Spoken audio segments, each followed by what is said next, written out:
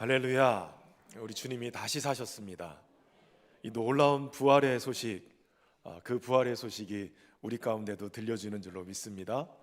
주님이 다시 사셨음에 이 부활의 소식이 선포되었음에도 불구하고 그 부활의 소식을 듣고도 제자 공동체에서 떠나서 고향으로 돌아가는 사람이 있었습니다. 오늘 성경에는 엠마오로 향하는 두 제자 이야기가 나옵니다. 그러나 그들을 주님이 찾아가셔서 만나시고 다시 그들이 부활하신 주님의 증인이 돼서 예루살렘으로 돌아오는 것을 보게 됩니다. 어떻게 이러한 일이 있었는지 함께 살펴보면서 오늘 부활의 주님 우리도 동일하게 만나고 그러한 다시 회복의 역사를 경험하는 은혜가 있기를 축원합니다. 첫 번째는 우리의 눈이 가리워지면 주님을 알아보지 못한다는 것이에요. 부활의 사건이 일어난 후에 이 제자들 중에 둘이 예루살렘에서 25리 떨어진, 그러니까 한 10km 정도 떨어진 곳에 이 엠마오라는 마을로 향해 가고 있었습니다. 그들은 가면서 그동안 벌어진 일을 서로 얘기하고 있었어요. 그런데 어느새 예수님이 그들에게 찾아가셔서 그들과 함께 동행하고 있었습니다. 그런데 문제는 그들이 부활하신 주님을 알아보지 못했다는 거예요. 여러분 15절과 16절에 보면 이렇게 얘기하고 있어요. 그들이 서로 얘기하며 문의할 때에 예수께서 가까이 이르러 그들과 동행하시나 그들의 눈이 가리워져서 그인 줄 알아보지 못하거늘. 부활하신 주님이 그들과 동행하시는데 그들이 알아보지 못한 거예요. 왜 못 알아봤느냐? 그들의 눈이 가리워져서 그렇다는 거죠. 여러분 눈이 가리워지면 그러면 알아보지 못하는 거예요. 제가 11년 전에 신현교회 부임할 때 사임 인사를 한지 주일날 인사한 지 얼마 되지 않아서 2, 3일 안에 급하게 이삿짐을 싸가지고 금요일에 이사를 했습니다. 거제로 내려왔어요. 거제로 내려와서 이삿짐을 풀고 뭐 하는 정신이 없는데 목사님께서 금요일날 우리 항존직들을 다 모아놨으니 와서 인사를 하라는 거예요. 그래서 정신없이 와가지고 인사를 했어요. 그리고 그 다음 주일 부임 설교를 하고 그러면서 사역이 시작이 됐어요. 정신없이 그렇게 사역을 시작하고 이제 주일이 지나서 이제 가져온 짐들을 좀 정리를 해야 되겠다. 제가 신학교 때 다른 거는 못해도 용돈을 아껴서 책은 계속 샀거든요. 그러니까 그때만 해도 제가 가지고 내려온 책이 한 1000권이 넘었어요. 거의 1500권 정도 되는 책을 가지고 내려왔는데 이삿짐센터가 막 정리해가지고 갖다 놨으니까 꽂아는 놨어도 정리가 안 됐거든요. 그래서 책장을 좀 정리를 해야 되겠다. 서재에 들어가서 책장을 정리하다가 파뜩 생각나는 게 있었어요. 야, 그동안 용돈 모아놓은 거 비상금을 모아놓은 봉투가 있는데 여기 어디껜가 넣어놓은 것 같은데 아차 싶었어요. 그래가지고선 그 책을 다 뒤져가지고 그 봉투를 찾아보려고 비상금 봉투를 찾는데 도대체 찾지를 못하는 거예요. 몇 시간이 흘렀어요. 아니 서재에 들어간다더니 나오질 않으니까 저희 아내가 쫓아 들어왔어요. 그래서 물어보는 거예요. 도대체 왜 안 나오느냐고. 그러니까 책장을 정리하는데 그 비상금 봉투를 찾으려고 하다 보니까 안 되겠어요. 그래서 거의 1000권 넘는 책을 다 뒤져본 거죠. 그러다가 도저히 못 발견해서 제 마음에 포기를 했어요. 아, 이거 정신없이 포장하다가 이 봉투 흘렸구나. 그래도 몇 년 모은 용돈인데 이거 어떡하지? 애착을 가지고 있다가 포기하고 나니까 에이, 없어졌나 보다. 누군가 주워갔겠지. 근데 저희 아내가 물어보는 거예요. 왜 그러느냐? 이거 비상금 봉투를 잃어버렸다. 그랬더니 저희 아내가 다 거기다 하는 얘기가 그럼 내가 찾으면 나 줄 거냐고. 근데 제가 이미 마음에 포기를 했잖아요. 그러니까 내가 몇 시간을 찾아도 없으니까 찾으면 가져 이래 버렸어요. 근데 거짓말 같은 일이 벌어졌어요. 그 말이 떨어지기가 무섭게 저희 아내가 제 눈앞에서 책 한 권을 딱 꺼냈는데 그 책장을 열어보니까 봉투가 거기 들어있는 거예요. 몇 시간을 찾아도 못 찾았던 비상금 봉투가 거기서 발견이 된 거예요. 눈이 가리워지니까 찾을 수가 없었는데 눈 뜬 사람이 찾아서 몇 년의 용돈이 거기로 다 가버렸어요. 제가 그 다음부터는 다 가져 소리를 안 합니다. 찾으면 몇 대 몇 이렇게 했어야 되는데 여러분 눈이 가리워지니까 예수님이 옆에 와 계신데도 알아채지 못하는 거예요. 수십 년 동안 교회를 다니고 믿음 생활했다고 하는데 믿음의 눈이 떠지지 않으니까, 눈이 가리워져 있으니까 주님이 함께 하시는 것도 알지 못하고, 주님이 누구신지 어떤 분인지를 전혀 알지 못하고 교회 다니는 사람들이 많아요. 신앙생활 한다고 하는데 제대로 주님을 알지 못하는 거예요. 전 소망하기는 오늘 여러분들의 믿음의 눈이 떠져서 부활하신 주님, 세상 끝날까지 우리와 함께 하시겠다고 약속하신 주님이 우리 곁에 계신 것을 볼 수 있는 영안이 열리기를 주의 이름으로 축원합니다. 그런데 어째서 그들은 3년 동안 예수님을 따라다니고 예수님과 함께했던 그들이 부활하신 예수님을 알아보지 못했을까요? 앞에서 얘기한 대로 그들의 눈이 가리워졌다라고 얘기했는데, 눈이 가리워졌다라는 이 표현을 분석해 보면 그들의 눈이 어떠한 힘에 의해서 인식 기능을 제대로 발휘 못했다라고 표현하는 거예요. 다시 말하면 어떤 힘에 의해서 그들의 눈이 붙잡혀 있다는 거예요. 사로잡혀 있다는 거예요. 그럼 무엇에 붙잡혀 있었을까? 첫 번째는 그들은 깊은 슬픔에 붙잡혀 있었어요. 17절에 보면 예수님께서 너희가 길 가면서 서로 주고받는 이야기가 무엇이냐라고 물으세요. 그때 두 사람이 슬픈 빛을 띠고 머물러 섰더라라고 얘기해요. 그들의 얼굴에서 아예 슬픈 빛을 띠고 있었다는 거예요. 뭐 때문에 그들이 슬퍼했을까요? 뭐 때문에 그렇게 깊은 슬픔 속에 있었을까요?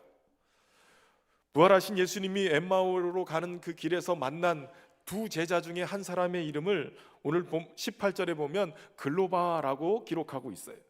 글로바가 누구인지 성경에는 자세하게 나오지 않아요. 그런데 누가가 성경을 기록하면서 글로바라는 이름을 썼다는 얘기는 당시에 초대교회에 글로바 하면 누군지 알만한 사람이었다는 거예요. 예수님의 제자뿐만 아니라 예수님을 따라다녔던 모든 여인들이 바로 글로바가 누구인지 너무나도 잘 알고 있었다는 거예요. 초대교회 일꾼이었죠. 제자들 중에 그렇게 뛰어난 12제자는 아니었을지 몰라도 제자 중에 하나였어요. 그리고 이 글로바라 하면 옆에 있는 한 사람은 분명히 글로바의 아내였을 거예요. 글로바의 아내는 누구였을까요? 여러분, 요한복음 19장에 보면 25절에 예수의 십자가 곁에는 그의 어머니와 이모와 글로바의 아내 마리아와 막달라 마리아가 섰는지라라고 얘기해요. 그러니까 글로바의 아내, 그의 이름은 마리아였고, 이 마리아도 예수님의 십자가 곁에 마지막까지 함께했던 걸 보면 그 또한 예수님을 따라다닌 정말 제대로 된 제자였음에 틀림이 없는 거예요. 그들은 예수님을 따르기 위해서 고향을 떠나온 사람들이었어요. 예수님을 향해서 기대와 소망을 가지고 그렇게 부푼 가슴을 안고 주님의 제자가 됐던 사람들이에요. 그것을 우리가 어디서 알 수 있냐면 예수님이 지금 그들에게 무슨 얘기하느냐라고 물었을 때 그들이 예수님께 이렇게 얘기하는 거예요. 왜 예루살렘에 거하면서 요즘 일어난 일을 당신만 모르고 있느냐? 그러면서 그들의 기대에 찬 이야기를 설명을 해줍니다. 나사렛 예수님에 대한 이야기인데 그분은 하나님과 모든 백성들 앞에서 행동이나 말씀에 능력 있는 예언자였는데 대제사장과 우리의 지도자들이 그분을 넘겨주어서 사형 선고를 받게 하고 십자가에 못 박아 죽였습니다. 우리는 그분이 이스라엘을 속량할 자라고 잔뜩 기대하고 있었는데 말입니다. 이런 일이 일어난 지 벌써 사흘이나 됐습니다. 그런데 우리 가운데 어떤 여자들이 새벽에 무덤에 갔다가 예수님의 시체는 보지 못하고 돌아와서 천사들이 나타나서 그분이 살아났다고 말한다는 거예요. 그리고 우리와 함께 있던 몇 사람이 또 무덤에 가보고 여자들이 말한 것이 사실인 것을 알고 그러나 예수님은 보지 못하고 왔다고 합니다. 그런 얘기를 하는 거예요. 다시 말하면 이스라엘을 속량할 자로 그렇게 받아들이고 인생을 걸고 찾아 나갔는데 예수님이 돌아가셨으니 그리고 예수님이 부활했다고 얘기는 하는데 보지 못했으니 그러니 지금 그들이 겪고 있는 절망은 상실감뿐만 아니라 깊은 슬픔에 빠져 있는 것을 보게 되는 거예요. 여러분, 깊은 슬픈 감정은 우리로 하여금 주님께 나가지 못하고 도리어 주님으로부터 멀어지게 만들고 그러면서 우리의 눈을 가리워서 주님을 보지 못하게 만들기도 하는 것입니다. 두 번째, 그들은 뭐에 사로잡혀 있었냐면 미련하고 더디 믿는 그 믿음에 사로잡혔어요. 25절에 보면 여인들과 제자들이 예수님의 빈 무덤에 가서 예수님의 부활을 전했어요. 그런데 예수님을 보지 못했다는 말에 낙심을 했어요. 근데 여러분 가만히 생각해 보면 예수님이 공생의 기간 동안에 제자들에게 계속해서 주님이 고난당하시고 죽으시고 부활하실 것을 여러 번 얘기하셨어요. 이들이 주님의 말씀을 듣고 믿음이 생겼더라면, 아니 작은 믿음이라도 조금이라도 믿었다면, 이 여인들이 예수님의 무덤에 갔더니 예수님이 부활했다고 하고 빈 무덤입니다라고 얘기하면 적어도 베드로와 요한처럼 그 무덤 확인하려도 갔을 거 아니에요. 아니 예수님이 정말 부활하셨대? 그럼 우리도 가서 한번 보자 하고 쫓아갔을 거예요. 그런데 그러지 않았어요. 왜 그랬을까요? 여러분 25절 말씀 우리 한번 같이 읽어볼까요? 이르시되 미련하고 선지자들이 말한 모든 것을 마음에 더디 믿는 자들이요. 예수님께서 이들을 향해서 평가하시는 거예요. 미련하고 선지자들이 말한 모든 것을 마음에 더디 믿는 자들이요. 오늘 본문에는 잘 나타나지 않는데 헬라어 원문을 보면 오라는 감탄사가 나와요. 그러니까 우리식으로 번역을 해보면 이런 거예요. 아이고 이 미련하고 선지자들이 말한 모든 것을 더디 믿는 사람들아, 예수님이 얼마나 답답한지 안타까운 마음으로 이렇게 얘기하시는 거죠. 여기 미련하다는 말은 바보스럽고 무지하다는 뜻인데, 아무리 말씀을 듣고 가르쳐주고 깨닫게 해도 어떻게 이렇게 영적으로 무지해서 이렇게까지 못 믿고 있느냐라고 얘기하는 거예요. 그리고 마음에 더디 믿는 자들이여 라고 주님이 책망하세요. 믿기는 믿는데 그들은 더디 믿었어요. 믿긴 믿는데 더디 믿었어요. 남들은 빨리 믿어가지고 늦게 믿었어도 그 믿음이 1년 2년이면 쑥쑥 자라 있는데 수십 년 믿었는데 더디 믿는 거예요. 여러분 더디 믿는 모습을 보면 믿음이 자라긴 자라는데 아주 조금씩 자라는 거예요. 예수님을 믿고 따르기는 따르는데 아직 어린아이 같은 믿음에서 벗어나지 못하고 성장하지 못하는 거예요. 믿기는 믿는데 기왕이면 바짝 달라붙어서 믿어야 되는데 멀찍이서, 마치 베드로가 예수님 부인하기 전에 멀찍이 따라가다 시험 들은 것처럼 그렇게 멀찍이 따라가는 거예요. 여러분 그들이 주님의 고난과 십자가 그리고 부활을 이해하지 못한 이유가 뭐예요? 결국 더디 믿어서 성장하지 못하고 여전히 어린아이 마냥 현상만 보고 그것 때문에 절망하고 있는 거예요. 자라지 않으니까, 성장하지 않으니까 주님의 말씀을 믿지 못하고 부활도 믿지 못한 거예요. 그들이 예수님과 함께 있을 때 예수님은 이미 죽은 지 나흘이나 된 나사로도 살리셨어요. 회당장 야이로의 딸도 살리셨고요. 나인성의 미망인의 아들, 아예 장례 치르러 이렇게 출관하는 상황에서도 예수님이 그 아들을 살리셨단 말이죠. 그렇다면 부활하신 예수님을 못 믿을 게 뭐가 있어요? 엄청난 고통과 무거운 십자가의 형, 이게 두려움으로 그들을 눌러버리니까 전혀 믿음으로 반응하지 못한 거예요. 여러분 믿음은 현상을 보는 게 아니라 현상 너머의 세계를 보는 것이에요. 믿음은 고난의 십자가와 빈 무덤만 보는 게 아니라 부활하신 예수님을 보게 하시는 거예요. 이 두 제자의 마음속에는 긍정보다는 부정이, 믿음보다는 의심이, 기쁨보다는 슬픔이 깊숙이 드리워져서 그들의 눈을 가려버린 거예요. 더디 믿어서 밀어나여서 그렇게 믿지 못하는 그들을 주님은 책망만 하지 않고 친히 가르쳐 주셨어요.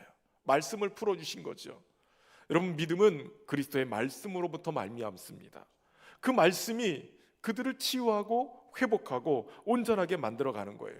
저는 소망하기는 주님의 말씀이 우리를 회복하시는, 새롭게 하시는 은혜가 있기를 주의 이름으로 축원합니다. 두 번째는 주님은 그럼에도 불구하고 제자들을 찾아 동행하신다는 사실이에요. 깊은 슬픔에 빠지고 미련하고 더디 믿는 자들이어서 주님을 알아보지 못했으나 주님은 그들을 찾아가셔서 동행하고 계시는 거예요. 이 두 사람만 예루살렘 이 제자들의 공동체에서 떠난 것은 아니었을 거예요. 각자 각 집들마다 떠나갔을 거예요. 그런데 주님은 그들을 찾아가신 거죠. 그들의 가슴과 생각 속에 있는 여러 가지 의문에 대해서 주님은 설명해 주기 시작해요. 26절, 27절에 보면 그리스도가 이런 고난을 받고 자기 영광에 들어가야 할 것이 아니냐 하시고, 이에 모세와 모든 선지자의 글로 시작하여 모든 성경에 쓴 바 자기에 관한 것을 자세히 설명하시니라. 설명해 주셨어요. 모세 오경과 선지자들의 예언서를 가지고 자신이 고난당하시고 사흘 만에 부활할 것을 자세하게 설명해 주신 거예요. 세심하시게 주님은 책망하지 않고 말씀을 풀어서 주신 거예요. 성령님은 오늘 우리에게 주님의 말씀이 깨달아질 수 있도록 우리 안에서 역사하시는 줄로 믿습니다. 그리고 우리를 말씀 가운데로 인도해 가시는 거예요. 부활하신 주님은 이 성령님을 통해서 말씀을 통해 우리에게 찾아오시는 거예요. 고통과 좌절 속에 있는 우리에게 주님이 기쁨과 위로를 주시기 위해서 찾아오시는 줄로 여러분 믿으시길 바랍니다. 성경에 보면 하나님이 주목하신다라는 그러한 표현이 나와요. 하나님이 주목하시는데 그 주목하는 부류가 두 부류가 있습니다. 하나는 여호와의 눈이 범죄한 나라를 주목하세요. 하나님은 죄를 결코 모른 척하지 않으세요. 그냥 넘어가지 않지요. 이 죄를 찾아내셔서 심판하시는 분이세요. 이스라엘 위에 하나님의 심판이 임할 때 아모스 선자는 이렇게 얘기해요. 어느 누구도 어디에 숨는다 할지라도 예외가 있을 수 없으며 피할 수 없다는 거예요. 그들이 파고 스올로 들어갈지라도 내 손이 거기 가서 붙잡아낼 것이고, 하늘로 올라간다 할지라도 거기서 붙잡아 내릴 것이고, 갈멜산 꼭대기에 숨을지라도 내가 거기서 찾아낼 것이요, 내 눈을 피하여 바다 밑에 숨을지라도 내가 거기에서 뱀을 명령하여 물게 할 것이다 라고 얘기하세요. 하나님은 집요하리만큼 심판의 대상되는 이 범죄한 나라를, 범죄한 백성을 찾아가시는 거예요. 그런데 반대의 모습이 있어요. 주님이 주목해 보시는데 주님이 돌보시는 주의 백성을 주목해 보세요. 아무리 멀리 가도 깊이 가도 그곳에서 주님의 손이 인도하시고 주의 오른손이 붙드신다는 거예요. 여러분 시편 139편 8절에서 10절까지의 말씀을 함께 읽어보겠습니다. 내가 하늘에 올라갈지라도 거기 계시며 수월에 내 자리를 펼지라도 거기 계시니이다.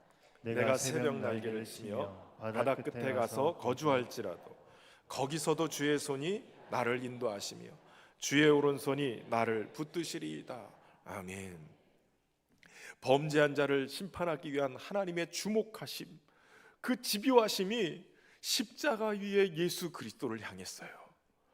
그리고 그 하나님의 백성을 향한 사랑의 눈이 십자가에서 품으신 예수 그리스도의 품 안에 있는 모든 사람들을 향해 있는 거예요. 하나님은 어려운 상황에서 우리를 인도하시고 붙드시기 위해서 주목하시고 그리고 그들을 자녀 삼으셔서 끄집어내시는 거예요. 아픔과 고통의 현장에서, 절망의 골짜기에서 우리를 붙드시고 건져내시는 거예요. 여러분, 우리 주님은 우리를 외면하시거나 우리의 눈물을 모르시는 분이 아니세요. 주님은 우리를 자녀 삼으시고 오늘도 주목해 보시고 계심을 여러분 믿으시길 바랍니다. 높은 뜻 푸른 교회 문희곤 목사님의 간증이 있습니다. 이분은 신학교 시절에 촛불에서 기도하다가 하나님의 음성을 들어요. 야, 가서 예수전도단에 헌신해라. 이 예수전도단은 말 그대로 정말 예수님을 전하기 위한 그러한 선교단체인데 전 세계적으로 있죠. 근데 이분들의 특징은 월급을 받거나 이러지 않고 개인 후원을 받아서 자비량 선교를 목적으로 해요. 그런데 예수전도단에 헌신하라 이런 말씀을 듣고 나니까 죽으러 가라고 해도 내가 갈 참인데 뭐 얼마든지 하겠다 하고 순종하고 마음을 다해서 사역을 한 거예요. 그런데 결혼도 하고 아이도 생겼는데 생활을 할 만한 재정적 후원이 없는 거예요. 그러니까 너무 쪼들리면서 살다 보니까 어느 순간인가 마음이 섭섭해지기 시작했어요. 하나님이 나를 안 돌봐주시나? 우리 가정을 이렇게 안 돌봐주기 힘들게 하시나? 그러더니 사역하다가 어느 순간에는 넋놓고 앉아있을 때가 많아졌다는 거예요. 큐티하기도 싫어지고 기도하기도 싫어지고 더 이상 은혜 받는 것도, 주님의 음성 듣는 것도 싫어졌어요. 한마디로 주님께 더 이상 나가고 싶지 않더라는 거예요. 그런데 어느 날 그렇게 주님께 나가지 않으니까 주님이 찾아오셨다는 거예요. 그날도 넋놓고 앉아있는데 너 왜 그러고 있냐라고 주님이 말씀하시면서 찾아오시더래요. 그때 이분이 이렇게 얘기하셨대요. 몰라서 물으시는 거예요. 좀 삐딱하게 몰라서 물으시는 거예요. 그러니까 주님이 말씀하시더래요. 힘드냐? 알면서 왜 물으세요? 그때 주님이 말씀하셨어요. 야, 그런데 너 예수전도단에 왜 있는 거냐? 그 순간에 화가 확 치밀더래요. 아니, 하나님이 가라 하셨잖아요. 그런데 그때 뜻밖의 말씀이 임했다는 거예요. 야, 나는 너 때문에 마음이 시원하다. 전혀 예상하지 못한 주님의 반응이었대요. 야, 네가 먼저 아골골짝 빈들에도 가겠다고 하지 않았냐? 너 분명히 주여 나를 보내소서 이렇게 얘기하지 않았느냐? 그 말을 누가 먼저 했냐? 내가 했냐? 네가 했냐? 이렇게 따질 줄 알았다는 거예요. 근데 그런 말씀을 일절하지 않고 도리어 마음이 시원하다 이렇게 얘기하시더래요. 그래서 주님께 물었대요. 뭐가요? 그러니까 주님 말씀하시는데 이슬한데 가서 그냥 있잖아 이렇게 이야기하시더래요. 이슬한데 가서 있잖아. 그게 주님의 마음에 시원하게 만드는 일이었다는 거예요. 그 이야기를 듣고 펑펑 울었대요. 기도문이 열리고 마음이 완전히 달라져서 그때 다시 헌신하게 됐다는 거예요. 자신은 마음이 무너져서 절망 가운데 하나님 찾지도 않고 그저 무너져 있었는데 주님이 찾아오셔서 야, 그래도 네가 그 자리에 있는 게 나한테는 기쁨이고 시원함이다 이렇게 얘기하셨다는 거죠. 주님은 정말 작은 일에도 그 자리에 견디고 버티고 있기만 해도 기뻐하시는구나 이게 깨달아졌다는 거예요. 그래서 그 목사님은 이슬한데 있는 게 자신의 사역의 비결이래요. 하나님이 보내시는 그 자리 거기가 있어 그러면 있는 게 그게 하나님이 기뻐하시는 일이라는 거죠. 여러분 자리만 지키고 있어도 하나님 섬기는 비결이에요. 하나님을 기쁘시게 하는 자리예요. 여러분의 예배의 자리 비교하지 마십시오. 여러분의 섬기는 자리 비교하지 마세요. 이슬한데 있는 것 그 자체가 주님을 믿는 일인 줄로 믿습니다. 절망할 때, 좌절할 때, 시리에 빠졌을 때 우리 주님은 외면하지 않고 그들을 찾아오셨어요. 슬퍼하고 애통하는 그들에게 진정한 친구가 되어주시기 위해서 한 걸음에 달려오신 거예요. 어려움을 이길 믿음과 능력을 부어주시기 위해서 그들과 함께 해주신 것이에요. 부활하신 주님은 낙심해서 고향으로 돌아가고 있는 이 제자들을 찾아가셔서 만나시고 동행하신 거예요. 여러분 예수님을 만나면 슬픔이 사라지고 소망이 생길 줄로 믿습니다. 주님은 부활이요 생명이요 우리의 소망이시기 때문에 그래요. 우리가 살아갈 이유는 바로 주님 때문에 있는 것이에요. 때로 믿음의 경주를 하다 보면 어려운 환경에 지치기도 하고 낙심하기도 하고 피곤하기도 해요. 그럴수록 믿음의 주여 온전케 하시는 예수 그리스도를 바라볼 수 있기를 바랍니다. 주님께서 슬픔과 절망을 이기고 승리하게 하실 줄로 믿습니다. 마지막 세 번째는 우리의 눈이 밝아져야 부활의 증인이 될 수 있다는 것이에요. 이 두 제자는 마침내 가려고 하던 그 마을에 이르렀어요. 근데 어느덧 해가 기울어서 어두워지는 거예요. 근데 주님은 더 그 길을 가려고 나서시는 거예요. 근데 그때 그 두 제자가 한 일이 있어요. 자기들과 함께 여기에 머뭅시다, 같이 여기 있읍시다 하고 예수님을 강권해서 붙잡았어요. 여기 강권이라는 말은 압력을 넣어서 강제로 무엇을 하게 하다라는 뜻이에요. 그러니까 주님을 붙들 때 정말 강하게 붙들었다는 거예요. 여러분 이들이 만일 주님을 강하게 붙들지 않았다면 어떤 일이 벌어졌을까요?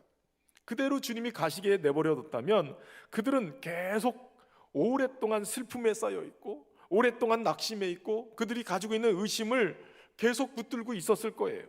그런데 강건하여서 예수님을 붙들고 자기들과 함께 있기를 원하니까 그날 역사가 일어난 거죠. 그들의 눈이 밝아져서 예수님인 걸 알게 되고 그들이 도리어 부활의 증인이 되는 역사가 일어나는 거예요. 여러분 주님이 가까이 계실 때 주님을 붙들어야 될 줄로 믿습니다. 지금이 부활하신 주님을 만나야 하는 때고 은혜를 받아야 될 때인 줄로 믿습니다. 이사야서 55장 6절에 너희는 여호와를 만날 만한 때에 찾으라 가까이 계실 때에 그를 부르라. 세상 끝날까지 우리와 함께 하신다는 주님의 약속을 믿으시면 주님이 우리와 함께 하심을 믿으시길 바랍니다. 가까이 계실 때 불러야 돼요. 그리고 고린도후서 6장 2절에 내가 은혜 베풀 때에 너에게 듣고 구원의 날에 너를 도왔다 하셨으니 보라 지금은 은혜 받을 만한 때요. 보라 지금은 구원의 날이라다. 어느 때가 은혜 받을 만한 때예요? 지금이에요. 지금. 오늘 이 자리가 지금 이 순간이 은혜 받을 때고 구원의 날이 돼야 되는 거예요. 그들과 함께 하기로 한 주님은 이제 그들과 함께 저녁을 드십니다. 그런데 놀라운 일이 여기서 벌어져요. 30절 말씀에 보면 그들과 함께 음식 잡수실 때에 떡을 가지사 축사하시고 떼어 그들에게 주시니 그들의 눈이 밝아져 그인 줄 알아보더니 라고 얘기해요. 예수님이 음식을 잡수실 때 떡을 가지사 축사하시고 떼어 주셨어요. 여러분, 주님은 때에 따라서 앞장서셔서 떡을 가지고 축사하시고 떼어 주시는 일을 하셨어요. 성경에 보면 오병이의 기적을 일으킬 때 그랬어요. 물고기 2마리와 떡 5덩이를 가지고 주님은 하늘로 우러서 축사하시고 떼어 주셨어요. 그 손에서 기적이 일어났어요. 5,000명을 먹이고도 12광주리가 남는 역사가 일어났어요. 그들은 그곳에서 주님의 역사하심을 함께 보았어요. 주님이 6월절 마지막 만찬을 하실 때 잡히시던 날 전날 밤에 제자들과 성만찬을 제정하시죠. 떡을 떼어주시면서 너희를 위하여 찢긴 나의 몸이다. 잔을 따라주시면서 주님은 너희를 위하여 흘린 나의 피라. 이것을 먹고 마심으로 나를 기념하라 하셨어요. 그 얘기는 주님께서 그날 주의 몸된 교회를 세우셨다는 거예요. 주님의 가족 공동체로 그 제자들을 세우셨다는 거예요. 그런데 낙심했던 이 제자들은 주님의 몸인 이 제자 공동체를 벗어나서 고향으로 돌아가고 있었던 거예요. 미련하고 더디 믿었던 눈이 가리워져서 부활의 주님을 알아보지 못했던 그들이 주님이 떡을 떼어 먹여주시는 것 때문에 눈이 열리게 되어져요. 부활의 주님을 알아보게 되어진 거예요. 떡을 떼고 만찬을 나누는 것을 친교라고 한다면 그것은 우리가 주님과의 사귐의 교제를 통해서 주님을 만날 수 있는 것을 얘기해주고 있는 거예요. 여러분, 주님은 우리 안에 오셔서 우리와 더불어 먹고 마시며 살기를 원하세요. 계시록 3장 20절에 볼지어다 내가 문 밖에 서서 두드리노니 누구든지 내 음성을 듣고 문을 열면 내가 그에게로 들어가 그와 더불어 먹고 그는 나와 더불어 먹으리라. 문을 열고 우리의 마음의 문을 열고 주님을 모시면 주님이 더불어 먹고 마시는 그런 은혜를 주시겠다는 거예요. 주의 몸된 교회를 통해서 여러분 주님과 함께 더불어 살아가면 우리의 믿음의 눈이 떠지게 되고 우리의 영안이 떠져서 부활의 주님을 만나게 될 줄로 믿습니다. 또한 그들은 예수님께서 성경을 풀어주실 때 또 설명해 주실 때 마음이 뜨거워졌던 것을 생각하게 돼요.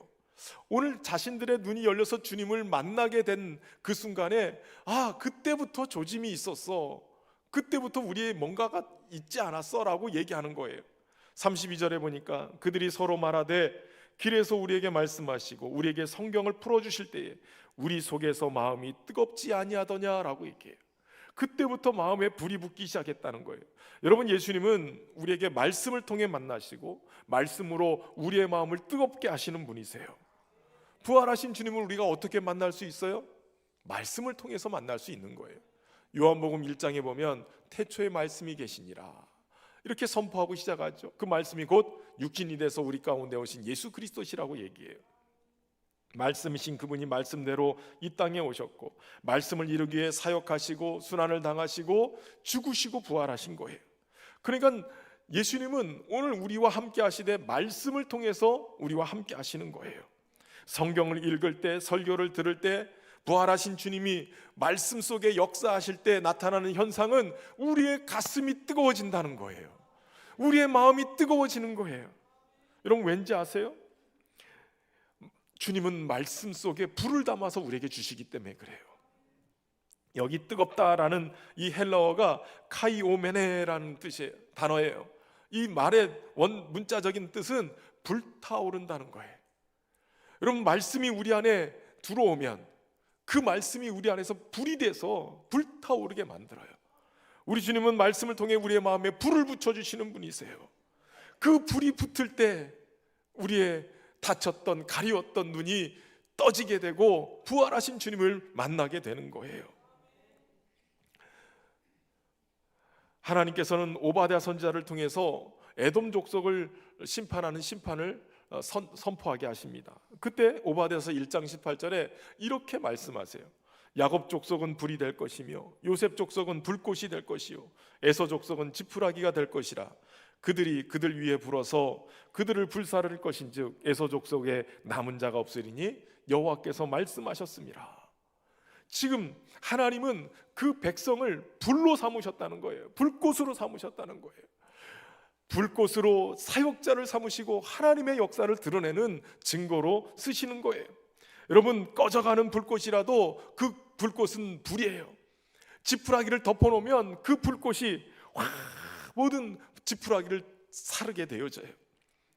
때로는 우리의 믿음을 무너뜨리기 위해서 낙심하게도 하고 절망하게도 하고 슬픔에 빠지게 하기도 하고 더디밉게 만들기도 하지만, 그러나 하나님이 불꽃을 던져주셔서 우리 안에 불이 붙기 시작하면 결국 승리하게 될 줄로 믿습니다. 33절에 보면 슬퍼하며 근심하던 두 제자가 그때로 일어나서 예루살렘으로 돌아가는 거예요. 해가 기울었는데 그 밤중에 예루살렘으로 달려가는 거예요. 어떻게 그렇게 해요? 마음에 불이 붙은 거예요. 그의 심령에 불이 붙으니 견딜 수 없는 거죠. 나를 만나시고 나에게 불을 던져주신 주님을 증거하지 않으면 안 되는 거예요.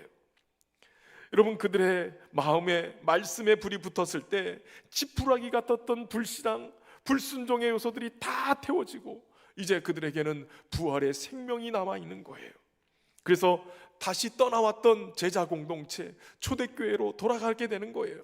그곳에서 누구보다도 더 열정적으로 능동적으로 바뀌어서 멀찍이서 따라가는 인생이 아니라 가까이에서 내가 부활의 주님을 경험했노라, 내가 주님의 부활을 목격했노라, 이렇게 증거하는 거예요. 주님께서 우리 가운데 임하셔서 우리의 어두운 눈을 밝혀서 부활의 주님을 만나고 다시 주님의 증인된 삶을 살아내는 우리 모두가 되기를 주의 이름으로 축원합니다. 가만히 생각해 보면 주님은 오늘 이렇게 낙심한 제자들을 찾아가셔서 그들을 다시 회복시키고 불을 던져서 불의 사람이 되게 하신 것은 주님이 우리를 사랑하셨기 때문인 거예요. 그들을 사랑하신 그 사랑이 어려움 속에서도 주님의 은혜로 돌보심을 깨닫게 하고 그들의 인생을 세상 끝날까지 인도해 가시는 그러한 은혜로 붙잡아 주시는 것을 알게 됩니다. 우리의 아픔을 아시고 우리의 슬픔을 보듬으시고 우리를 다시 일으켜 세우시는 주님 바라보면서 이 찬양 고백하며 주님의 은혜 앞에 나가겠습니다. 주 사랑이 나를 숨쉬게 해 세상 그 어떤 어려움 속에도 주 은혜로 나를 돌보시며 세상 끝날까지 지켜주시네. 주님만이 내 아픔 아시며 주님만이 내 맘 어루만지네. 어느 누구도 나를 향하시 주님의 사랑을 끊을 수 없네. 주님만이 내 악력이시며 주님만이 나의 구원이시네. 어느 누구도 나를 향하시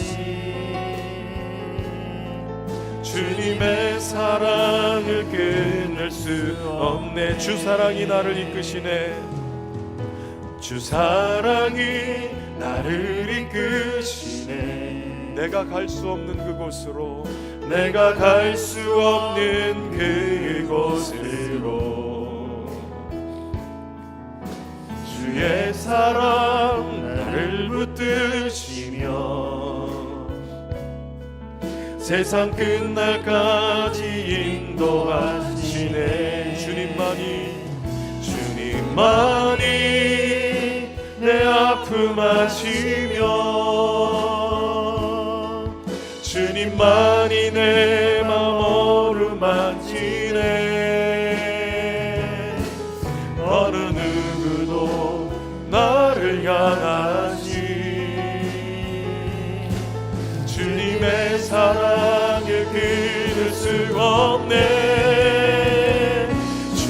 주님만이 내 능력이시며 주님만이 나의 구원이시네. 어느 누구도 나를 향하신 주님의 사랑을 끊을 수 없네. 사랑하는 성도 여러분, 때로는 우리가 환경과 상황을 보며 낙심하고 좌절하고 절망 가운데 있다 할지라도 주님은 포기하지 않으시고 우리를 찾아오십니다. 다시 말씀하여 주시고 우리의 가슴에 불꽃을 일으키시고 부활의 주님을 보며 힘 얻을 수 있도록 우리의 영안을 열어주십니다. 이 시간 다시 한번 주님 앞에 말씀 의지하며 기도할 때 주님, 낭망하고 좌절해서 가리워졌던, 믿음 없어서 가리워졌던 우리의 눈이 떠지게 하시고 부활의 주님 붙들고 주님과 함께 사는 불꽃 같은 인생 되게 하여 주옵소서. 우리 합심해서 함께 말씀 의지하며 기도하겠습니다. 살아계신 하나님 아버지, 우리가 주님의 은혜 앞에 있습니다. 오늘도 낙심하고 좌절한 제자들을 찾아오시고 그들을 주의 말씀으로 불붙여주시고 그들의 영안을 열어서 부활의 주님을 보게 하셔서 오늘 시간에 낙심하고 좌절했던 우리의 성도들을 주님 찾아오셔서 만나주시고 말씀으로 불붙게 하셔서 하나님 가리워졌던 눈이 열려지게 하시고 부활하신 주님과 함께 그 생명의 은혜를 누리며 살아갈 수 있도록 인도하여 주시옵소서. 주님 치유하시고 회복하여 주셔서 믿음의 지 온전케 하시는 주님 바라보며 다시 한번 불꽃 같은 인생을 살아갈 수 있도록 주여 은혜를 베푸시고 하나님 충만한 은혜를 던지며 주시옵소서. 부활의 증인으로 나도 예수님 하신 주님을 만나서 고백하며 사는 증인의 삶을 살아갈 수 있도록 주여 은혜 베풀어 주시옵소서. 끊을 수 없는 주의 사랑이 오늘도 저를 붙들고 있음을 믿습니다. 찬양합니다. 살아계신 하나님, 오늘도 예수님의 부활을 통하여 낙심하고 좌절하고 절망했던 우리의 눈이 가리워져서 우리와 함께 동행하시는 부활의 주님을 깨닫지 못하고 여전히 낭망하며 살았음을 고백합니다. 여전히 내려가는 인생이지만 그럼에도 불구하고 오늘도 찾아오셔서 끌어주시고 인도하시고 말씀을 보내주셔서 뜨겁게 하시고 다시 불꽃같이 살아갈 수 있는 부활의 증인 삶을 살게 하시니 감사합니다. 이 시간 주님의 사랑을 깊이 경험하며 주님의 어루만지심을 통해 다시 은혜를 회복하게 하시고 부활의 증인으로 살아갈 수 있도록 은혜 베풀어 주옵소서. 저들의 삶을 붙드시고 인도하시는, 주목하여 보시는 예수님의 이름으로 기도하옵나이다. 아멘.